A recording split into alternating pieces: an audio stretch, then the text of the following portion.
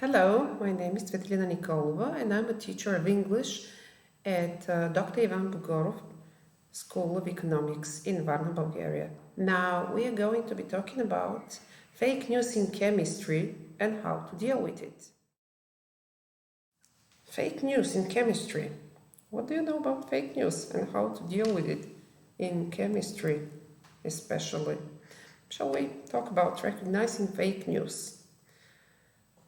What is the meaning of fake news? It could be misinformation, information deliberately manipulated to mislead people.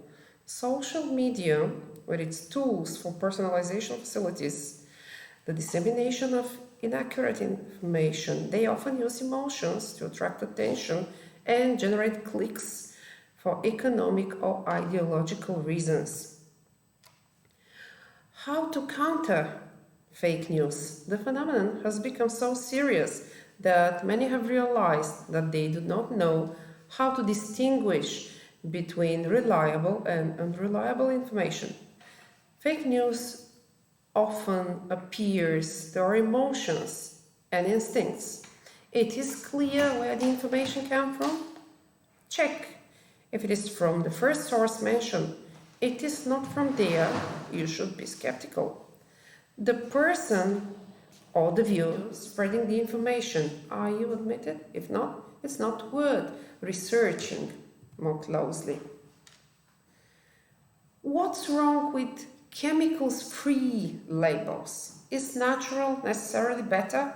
Learn how to spot pseudoscientific fake news in the media.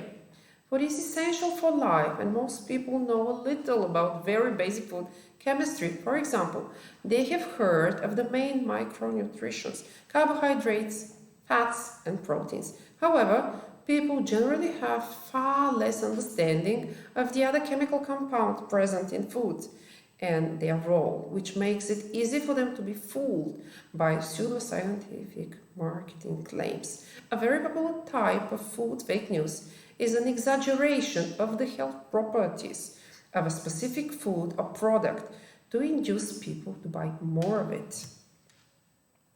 Marketing promoting pink salt over common white salt claims that it has positive health effects. In fact, pink salt is 98-99% sodium chloride, the same chemical compound as white salt. The rest, 2%, is mix of minor mineral elements such as cadmium, copper, nickel, lead, and iron. The presence of small amounts of iron oxides is the origin of the pink color. That's all about pink salt. E numbers. Tomatoes get their natural red color from the carotenoid compound lycopene, which is on the right, which is also used as the red food coloring with the E number E160D.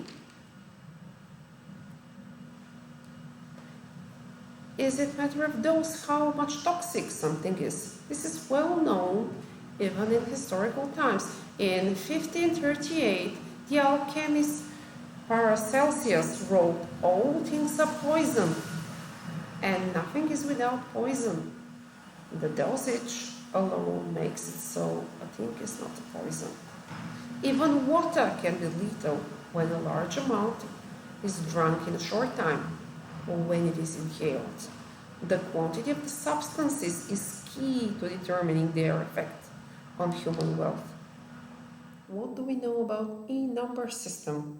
You've heard maybe E-numbers, that's bad. But if you look at the ingredients list of food products, for example biscuits, you can probably find terms like natural flavors, aroma, fragrances. These words are used instead of more technical names, which people instinctively associate with nasty chemicals.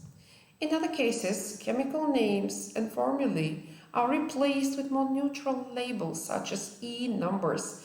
These labels are introduced in Europe for all food additives that at some point were approved by the European Food Safety Authority. For example, packaged meat usually contains the additive E301 and E331, which are classified as antioxidants due to their substances. The chemical names of these two additives, sodium absorbate and sodium citrate, can sound scary to uninformed consumers. It was hoped that the simple e-numbering system would help, but in fact the term e-numbers is now commonly used as shorthand for harmful additives. This is a nonsense, since an e-number tells you nothing about the origin of the chemical compound. Compounds with e-numbers can be natural or artificial. Sodium ascorbate and sodium citrate can be found in nature or produced in a laboratory, and their properties are identical. The e-number system is nothing more than a naming system. It tells you nothing about whether a substance is useful or harmful. The fact that a substance is present in nature doesn't mean that it's safe. A large number of natural toxins are known that are lethal even in very low concentrations. For example, many fungi, plants and bacteria produce compounds that act as natural pesticides, and some are also high toxic to humans. For example, the carboxylic acid. It's found in mushrooms such as Rossella subnigricans. It is highly toxic for humans and causes rapid muscle breakdown. Just a few bites of this mushroom can be fatal. There are some toxins in the maize as well, and they are also known to be cancer-causing. Quinine is a highly toxic alkaloid compound found in the poison hemlock plant. Nicotine. It is produced by tobacco plants. High doses can also cause dangerous nicotine poisoning. It was previously used as a natural pesticide, but this is now banned in the EU and many other countries. Can we now summarize? How can we recognize fake news in chemistry? You can follow these 4 steps. First, you stop and pause before reading in order to consider whether the sources are reliable. Then, investigate the source.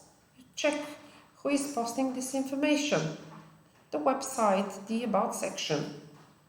Number 3, find additional coverage. Follow any provided references and links. And then trace claims to the original source. Sometimes references are out of date or contain disproven claims. These steps cannot tell you within 100% accuracy whether an article or a post contains fake news, but your chances of being fooled will be considerably reduced. Who is behind fake news? Misinformation often reaches users through posts on platforms such as Facebook, Twitter, or Instagram.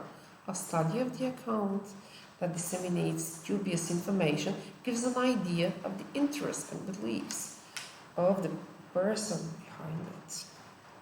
There are sites that do not follow journalistic principles and rely on dramatization or exaggeration to generate clicks. So you may also come across a state-controlled platform, someone's personal blog, or a statistical site. Very important is the verification of sources. It is extremely important to check the actual content, how it is forwarded, or other type of text that is on social network. The question to be asked is, are there any statements or are the images authentic and realistic? Fake news.